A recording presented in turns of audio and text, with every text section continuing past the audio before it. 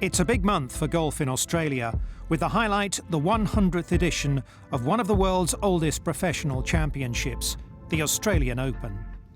Won 7 times by Gary Player and 6 times by Jack Nicklaus, there's no better way to celebrate the rich history of the Aussie Open than to bring 2015's dominant player to Sydney. Jordan Spieth has had an incredible season, and it all started 12 months ago at this course. It's really nice to be back. I love Australia. It's my favorite place I've ever traveled to play golf. I learned how to really close here with my head. I had my game. I knew I could do it. I was tied for the lead, I think, with a few other guys entering the final round, and really just stayed very patient and played one of the best rounds I've ever played in my life. Spieth got together with some of the Australian Open's past champions as part of the anniversary celebrations. And as he sets his sights on a second Open win, Jordan believes his stiffest competition will come from former world #1 and fellow Masters champion Adam Scott. I think he's the guy to beat this week. He had it last week and he just had an off day in the wind.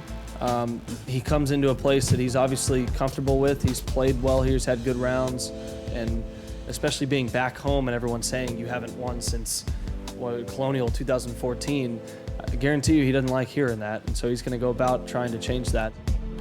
Jordan was joined for the pre-tournament Pro-Am by cricketing legends Shane Warne, who came with one of the tools of his trade in tow. Seeing the world and meeting famous people is one of the best perks of being the world #1, and the 22-year-old Texan certainly seems to be enjoying the ride. At this point, I'm in a position I don't take for granted. I feel blessed, but at the same time, I can now do what I love to do, which is travel the world and to see some of the coolest cities and restaurants and landmarks that you only read about or see in movies. Another advantage of being Jordan Spieth, you can pretty much play whichever course you fancy. So ahead of his Australian Open title defence in Sydney, Spieth stopped off in Melbourne to play 3 of the city's famous sandbelt courses: Royal Melbourne, Kingston Heath and Capital. Many people have already asked me to rank them, and certainly can't do that for you because it won't go over well. But they're all so incredible in their own right, and it was definitely a bucket list thing to do. I've got still the Long Island courses of Shinnecock and National, Sabonic, and those tracks I have not played, and that's a bucket lister, but taking care of most all of them, or will throughout this next season. Another bucket list event is coming in August next year as golf makes its long-awaited return to the Olympic Games. With the top 15 players in the world rankings qualifying for Rio, Jordan is already thinking about what it'll mean to be part of Team USA at an Olympic Games. Just competing in the Olympics, just walking the opening ceremonies and staying in the village and whatever it is, meeting these incredible athletes from around the world will hopefully be, I think we're pretty locked up, so hopefully that's something I'm able to experience this next August, and winning a gold medal has got to be up there now in my mind with a major championship. I think this year we're going to approach it as a 5th major, and we're going to prepare like it is, and I'm going to go down there and try and take care of business. If 2015 is anything to go by, you wouldn't bet against him. Spieth has had one of the great golfing seasons, including 5 PGA Tour wins. The Masters was followed by the US Open.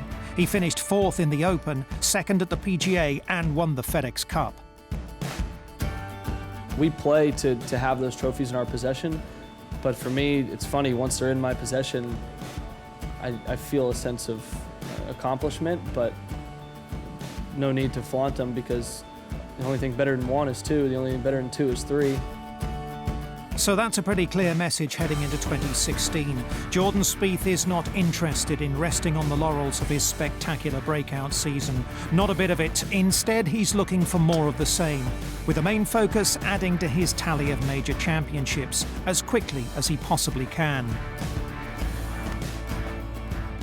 There's a chance it can all come together and we could even improve on last year. I believe that. Otherwise, there'd be no point in me setting lofty goals. To just settle for something less than what I've already done. I believe that my best is forward. I believe that my prime is ahead of me. I have to believe that, but I do.